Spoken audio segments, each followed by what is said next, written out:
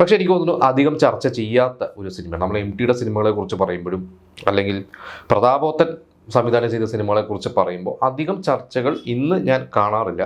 ഇത് ശരിക്ക് എൻ്റെ ഒരു കഥ എന്നൊക്കെ പറഞ്ഞു കഴിഞ്ഞാൽ ഞാൻ അതിൻ്റെ ഫുൾ ഡീറ്റെയിൽ കഥയിലേക്ക് പോകുന്നില്ല. അതൊരു പഴയൊരു തറവാട്, ആ തറവാട്ടിലെ സ്വത്ത് തർക്കവുമായി ബന്ധപ്പെട്ടിട്ടുണ്ട്. അതായത് അതിൻ്റെ ഒരു കാരണവർ, അവരുടെ മക്കളുണ്ട്, അതിലൊരു വലിയൊരു സ്റ്റാർ കാസ്റ്റാണ്. അപ്പോൾ സ്വത്തിന് വേണ്ടിയിട്ട് ഇവരെല്ലാവരും ഒരു പിണക്കത്തിലാണ്, ഒരു കേസ് നടക്കുകയാണ്. അപ്പോൾ നമുക്കറിയാം പണ്ടത്തെ തറവാടുകളൊക്കെ ഇതുപോലെ ഒരുപാട് ക്ഷയിച്ചു പോയിട്ടുണ്ട്, ഇതുപോലെ അവർ തമ്മിലുള്ള കുറേ തർക്കങ്ങളും പ്രശ്നങ്ങളൊക്കെ കാരണം. അപ്പോൾ അത്തരത്തിലുള്ള ഒരു തറവാടിൻ്റെ കഥയാണ് അത്. അപ്പോൾ MTയുടെ ഒരു സ്ക്രീൻ പ്ലേ ആയാലും ഡയലോഗ്സ് ആയാലും ഒക്കെ നമുക്കറിയാം, അതൊക്കെ ഒരു കുറുക്കിക്കൊള്ളുന്ന, ആവശ്യത്തിന് മാത്രം പറയുന്ന ഒരു കഥാപാത്രം വാരി വലിച്ച് പറയാതെ ആവശ്യത്തിന് മാത്രമേ ചിലപ്പോൾ ഡയലോഗ് പറയൂ, ചിലപ്പോൾ കുറച്ച് വാക്കുകൾ ഉണ്ടാവുള്ളൂ, ചിലപ്പോൾ ഒരൊറ്റ വാക്ക് നോട്ടം ഉണ്ടാവുള്ളൂ. അതാണ് ആ ഒരു MT എന്ന് പറഞ്ഞ റൈറ്ററിൻ്റെ ബ്രില്യൻസ്. അപ്പോൾ ഇതിലൊരു വലിയൊരു സ്റ്റാർകാസ്റ്റാണ്. ഇതിൽ ഒരു എന്ന് പറയുന്ന ആ ഒരു തറവാട്ടിലെ കാരണവരായിട്ടാണ് തിലകനാണുള്ളത്. തിലകൻ്റെ മക്കളായിട്ട് ഗീതയും മോണീഷയും ഉണ്ട്. പിന്നെ ഇവരുടെ തന്നെ തിലകൻ്റെ തന്നെ ഒരു അനന്തരവനായിട്ട് കുറച്ച് ബുദ്ധിക്കൊരു ഇതുള്ള ഒരു കഥാപാത്രമായിട്ട് മുരളിയുണ്ട്. പിന്നെ ഗീതയുടെ ഭർത്താവായിട്ട് നെടുമുടി വേണുണ്ട്.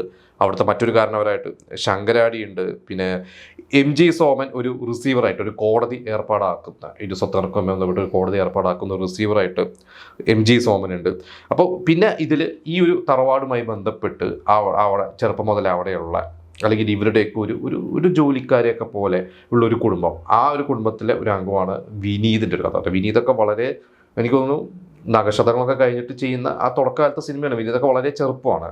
അപ്പോൾ ഇതിൽ വിനീതിന് ഈ പറഞ്ഞ പോലെ മോണീഷയോട് ഒരു പ്രണയം തോന്നുന്നതും ഇങ്ങനെയൊക്കെ പോകുന്നതൊക്കെയാണ്. പക്ഷേ ഇതിൽ ഞാൻ പറയാത്ത ഒരു പേരും കൂടിയുണ്ട്. അത് ഇതിൽ ഒരു മാഷായിട്ട് രാജൻ മാഷ് എന്ന് പറയുന്ന ഒരു കഥാപാത്രമായിട്ട് അഭിനയിച്ചത് അത് ബാലചന്ദ്രൻ മേനോനാണ്.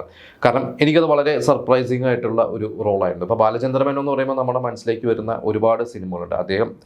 അദ്ദേഹം അഭിനയിച്ച സിനിമകളിൽ എനിക്ക് തോന്നുന്നു ഭൂരിഭാഗവും അദ്ദേഹം സംവിധാനം ചെയ്ത സിനിമകൾ തന്നെയാണ്. അത് ബാലചന്ദ്രൻ മേനോൻ എന്ന് പറയുമ്പോൾ അദ്ദേഹത്തിന് എന്നും ഒരു സ്പേസ് ഉണ്ടാവും. അദ്ദേഹത്തിൻ്റെ സിനിമകൾ എന്നും അദ്ദേഹം ഒരു കൊച്ചു സിനിമകൾ ചെയ്യും, ഒരു ഫാമിലി ഓഡിയൻസ് അതിന് കയറും, അത് ഹിറ്റാവും, അങ്ങനെ പോകുന്നതായിരുന്നു. അപ്പോൾ പുറത്തുള്ള സംവിധായകർക്കും പുറത്തുള്ള റൈറ്റേഴ്സിനൊക്കെ കുറച്ച് സിനിമകളൊക്കെ അദ്ദേഹം ചെയ്തിട്ടുണ്ട്.